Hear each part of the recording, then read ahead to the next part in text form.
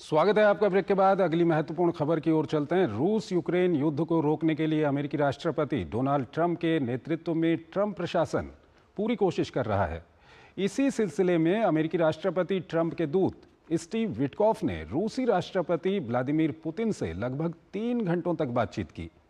Kremlin ने इस बातचीत को सकारात्मक और उपयोगी बताया। वहीं यूक्रेनी राष्ट्रपति ज़ेलेंस्की के एक मेयर ने भी कुछ नरमी के संकेत दिए हैं। ऐसे में माना जा रहा है कि जल्द ही शांति समझौते को लेकर कुछ सकारात्मक खबर आ सकती है। ये रिपोर्ट देखिए। सऊदी अरब के रास्ते शुरू हुई यूक्रेन शांति वार्ता काफी जद्दोजहद के बाद अहम पड़ाव पर खड़ी है। हाल के दिनों में कई दौर की चर्चा के बाद अब रास्ता निकलता दिख रहा है। इसी सिलसिले में ट्रंप के विशेष दूत विटकॉफ की रूसी राष्ट्रपति के साथ मुलाकात काफी अहम मानी जा रही है। हालांकि इससे पहले रूसी विदेश मंत्री सर्गेई लावरोव ने भी संघर्ष के समाधान के लिए शांति समझौते पर पहुंचने की बात कही थी, लेकिन सौदे के कुछ प्रावधानों पर फिर से विचार करने का सुझाव भी दे दिया। हालांकि शांति का रास्ता निकालने से पहले ज़ेलेंस्की ने अमेरिका से रूस पर और दबाव बनाने का आग्रह किया है। ज़ेलेंस्की के मुताबिक रूस पर अपर्याप्त दबाव उन्हें ऐसी मिसाइलों और अन्य हथियारों को आयात करने और उसे यूरोप में इस्तेमाल करने की अनुमति देगा। इस बीच बदलते घटनाक्रम में मॉस्को में शुक्रवार को एक रूसी जनरल की कार में बम विस्फोट कर उसकी हत्या कर दी गई।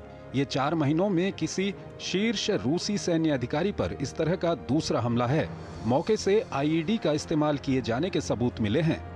ऐसा माना जा रहा है कि यूक्रेन शांति वार्ता का मसौदा तकरीबन तैयार हो चुका है।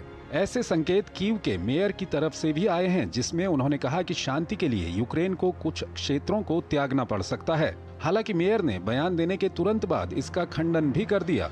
इस बीच ट्रंप ने भी यूक्रेन शांति वार्ता के करीब पहुंचने का संकेत दिया है। वेटिंगटन रवाना होने से ठीक पहले उन्होंने कहा कि अमेरिका और रूस एक अच्छा सौदा करने के करीब हैं, जो युद्ध से बाहर निकालने में दोनों देशों की मदद करेगा। इतना ही नहीं, ये समझौता हर हफ्ते 5000 लोगों की जीवन की रक्षा करेगा।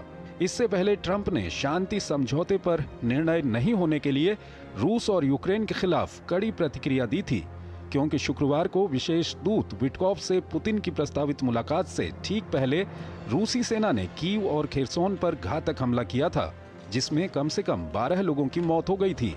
इसे राजधानी कीव पर इस साल का सबसे बड़ा हमला बताया जा रहा है। हमले से नाराज अमेरिकी राष्ट्रपति ट्रंप ने न सिर्फ रूसी राष्ट्रपति को खरी खोटी सुना दी, बल्कि ज़ेलेंस्की पर भी शांति वार्ता में खलल पैदा करने का दोष मढ़ दिया, क्योंकि समझौते की मेज पर बैठने से पहले ज़ेलेंस्की बार-बार क्रीमिया का राग अलापना शुरू कर देते हैं। ट्रंप के मुताबिक पुतिन अगर यूक्रेन के बाकी हिस्सों को कब्जे में लेना बंद कर दें तो ये कीव के लिए बहुत बड़ी रियायत होगी। हालांकि यूरोप और यूक्रेन के नेताओं ने ट्रंप के इस बयान की निंदा करते हुए कहा कि रूस अगर हमला रोकता है तो वो कोई रियायत नहीं बल्कि बुनियादी जरूरत है। आलोक बंसल हमारे साथ जुड़े हुए हैं, विदेशी मामलों के जानकार हैं, उनसे हम बातचीत करेंगे इस खबर पर। आलोक जी, अगर रूस यूक्रेन युद्ध की हम बात करें तो इसको लेकर के जो शांति वार्ता चल रही है, एक कोशिश हो रही है इस युद्ध को रोकने की, और अमेरिकन प्रेसिडेंट डोनाल्ड ट्रंप की जो टीम है वो इसमें लगी हुई है। कई तरह के बयानात आ रहे हैं। आपको क्या लगता है कि अब काफ़ी नज़दीक हैं हम समझौते के?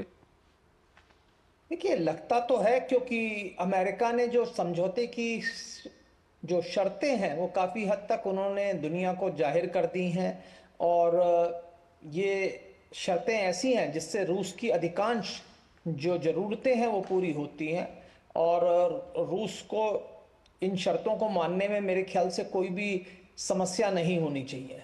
अब देखना यह है कि यूरोप और ज़ेलेंस्की इसको पूरी तरह से मानते हैं या नहीं, क्योंकि अब हमने देखा कि कीव के मेयर के रूप में यूक्रेन में ज़ेलेंस्की का भी अब राजनीतिक विरोध होने लगा है। जो कीव के मेयर हैं उन्होंने ज़ेलेंस्की को भी पुतिन जैसे तानाशाही प्रवृत्तियों का दोष चढ़ा है उसके ऊपर। तो हो सकता है कि जो समझौता इन्होंने बोला है उसके काफी हद तक करीब आ जाएं, क्योंकि जैसा समझौता मुझे दिखता है उसमें परमानेंट सीज फायर की बात हो रही है, और जो हिस्से अधिकांश जो हिस्से रूस ने का कब्जा कर लिए हैं उनमें से अधिकांश हिस्से रूस के पास रहेंगे। कुछ इलाके जो हैं यूक्रेन को वापस हो रहे हैं, लेकिन अधिकांश हिस्से जो हैं, चाहे लुहांस्क हो या क्रीमिया हो या जो उन्होंने हिस्से डोनेट्स और ज़ैपोरिज़िया और खेरसोन में कैप्चर किया है वो उनको दे दिए गए हैं। सिर्फ खार्किव ओब्लास्ट में जो चीजें उन्होंने कैप्चर की हैं वो यूक्रेन को वापस करेंगे, और उसके अलावा जो न्यूक्लियर प्लांट है और लेकिन इकोनॉमिकली जो है इससे अमेरिका यूक्रेन और रूस दोनों के साथ डील करने के लिए तैयार है, और रूस के ऊपर जो सैंक्शंस लगे हुए हैं उनको हटाने के लिए तैयार है।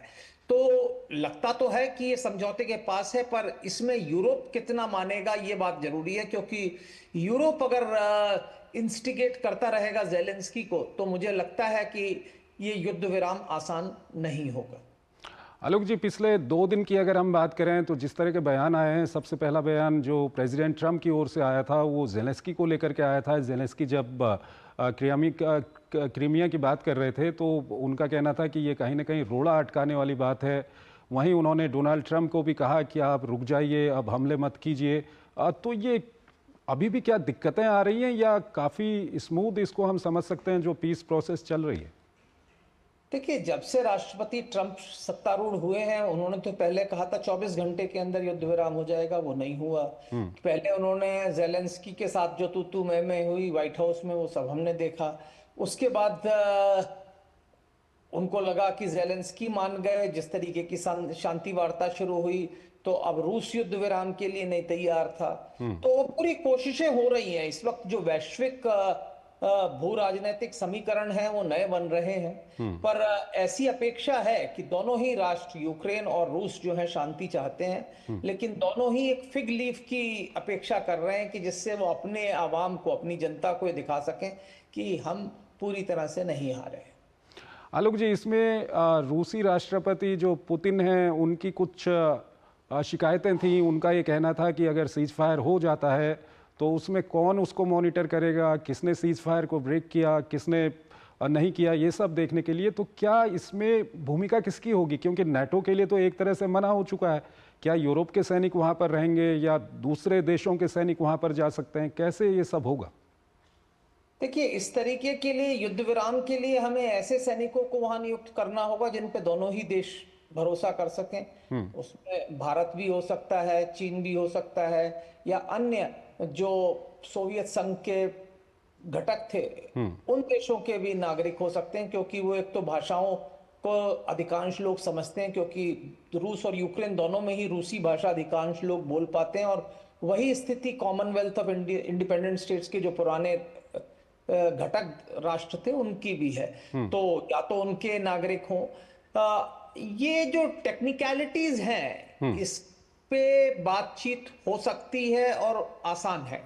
एक बार यूक्रेन और ज़ेलेंस्की तैयार हो जाएं इस युद्ध विराम के लिए, मुझे नहीं लगता कि इसको आगे कोई समस्या होगी, क्योंकि जिस तरीके से ये युद्ध चल रहा है, यूक्रेन तबाह हो रहा है और साथ ही साथ रूस के लिए भी काफी नुकसानदायक है, काफी जानो माल का नुकसान हो रहा है। अगर आप देखें जितनी भी कॉन्फ्लिक्ट्स दुनिया में हो रही हैं, 2024 में सबसे ज्यादा जानो माल का खतरा इसी में, नुकसान इसी में हुआ है, और वही स्थिति 2025 में भी है।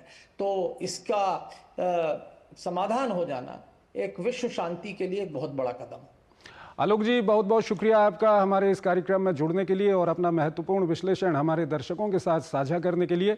यहाँ पर एक छोटा सा ब्रेक लेंगे और ब्रेक के उस पार आपको आज की कुछ और महत्वपूर्ण अंतर्राष्ट्रीय खबरें बताएंगे।